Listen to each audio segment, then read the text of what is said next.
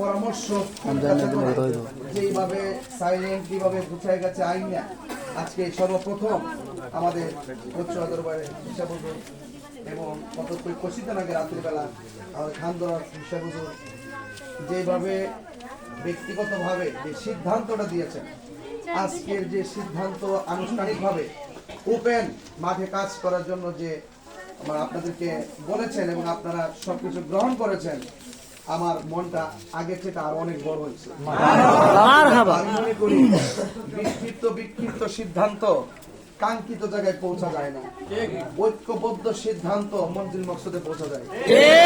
এজন্য অবশ্যই আমাদের কাঙ্ক্ষিত জায়গায় পৌঁছতে গিয়ে যে পদক্ষেপ যে সিস্টেম ইনশাল্লাহ আমরা ধারাবাহিক শুরু করছি, আমার মনে হয় এটার একটা বিস্ফোরণ এই মাধবপুর এবং সোনারগাঁয়ের জমিনে ইনশাল্লাহ আমরা আনুষ্ঠানিকভাবে দেখাইতে পারবো ইনশাল্লাহ।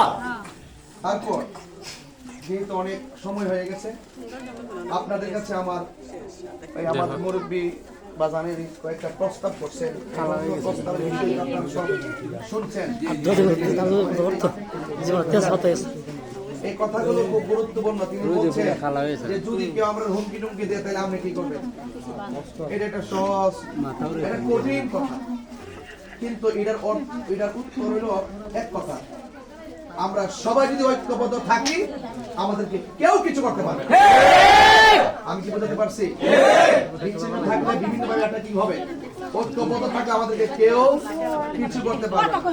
লেভেল প্লেইং ফিল্ডের জন্য নির্বাচন কমিশনকে আমি দাপ্তরিকভাবে বলেছি, নির্বাচন নিয়ে একটা আকাঙ্ক্ষা সৃষ্টি হয়েছে, এই আকাঙ্ক্ষার রুট ম্যাপ যদি কাহারো মাধ্যমে ব্যাহত ঘটে তাহলে সেটা অবশ্যই আমরা তাদের বিপরীতে নির্বাচন কমিশন এবং প্রশাসনকে নিয়ে আমরা দাঁত ভাঙা জবাব দেব।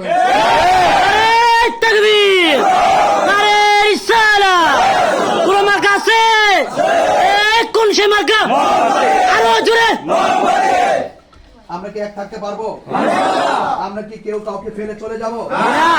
আমি আবারও বলতেছি, আমাদের একটা কর্মীকে ধরার জন্য সাদা ড্রেসে গেছিল, আমি ওসি মহোদয়কে ফোন দিয়ে বলছি আপনার অপারেশন ছিল কোথায়? তিনি বলছেন আমার অপারেশন ছিল রানীগাঁও সোনারগাঁ। তাহলে গাজীপুর আমার কর্মীকে ধরার জন্য সাদা ড্রেসে গেল কে? আপনাদের প্রশাসনের চোখকে ফাঁকি দিয়ে আমার লোকদেরকে কর্মীদেরকে এরকম ভাবে সাদা ড্রেসে তুলে আনার জন্য পরিকল্পনা করবে। তাহলে আপনারা এগুলো ভালো করে দেখেন। তিনি বলছেন ঠিক আছে আমি দেখতেছি। অর্থাৎ কোন কর্মীকে সাদা ড্রেস, লাল ড্রেস, নীল ড্রেস, লাল চোখ, নীল চোখ, যত ধরনের হুমকি দামকি দেওয়া হোক না কেন, আপনারা যার যার জায়গা থেকে শুধু এটা বলবেন, একটা কথাই বলবেন, আপনারা রাজনীতি করেন, যদি আপনাকে বলে আমার দলে আসেন আপনি কি আসবেন? তা আমিও রাজনীতি করি, আমি একটা আদর্শে বিশ্বাস করি, ওই আদর্শের বিশ্বাসের জায়গা থেকে আপনি যদি আমাকে প্রস্তাব করেন আমি যেতে পারবো না। এরকম বলা যাবে না, বলা যাবে না। গতকাল এক জায়গায় গেলাম, তিনি বলতেছেন যে আমরা জিয়ার সৈনিক। কি বলছেন? জিয়ার সৈনিক। এটা রাজনীতি করলে ওনার ভাষা বলবে।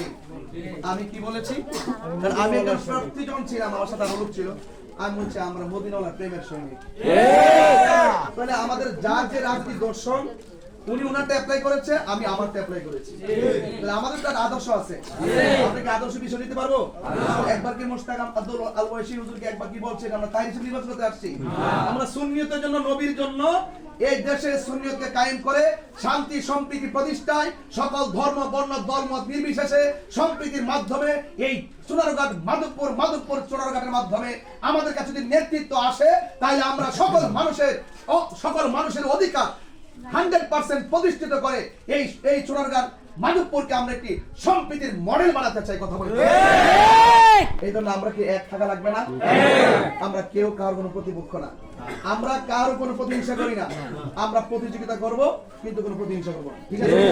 এই জন্য আমি আরেকটা কথা হলো যে আমাদের যে জনসভার ব্যাপারে যে কথা বলছেন, অবশ্যই আমরা আমাদের আকাঙ্ক্ষা আছেন, আমরা সকলে মিলে যেইভাবে সুন্দর হয়, যেইভাবে কাজগুলো করলে আমাদের জন্য আমাদের ফলপ্রসূ একটা রেজাল্ট আসবে, আমরা সেই পদক্ষেপ নেওয়ার জন্য পরামর্শক্রমে সব প্রয়োজনীয় ব্যবস্থায় গ্রহণ করব।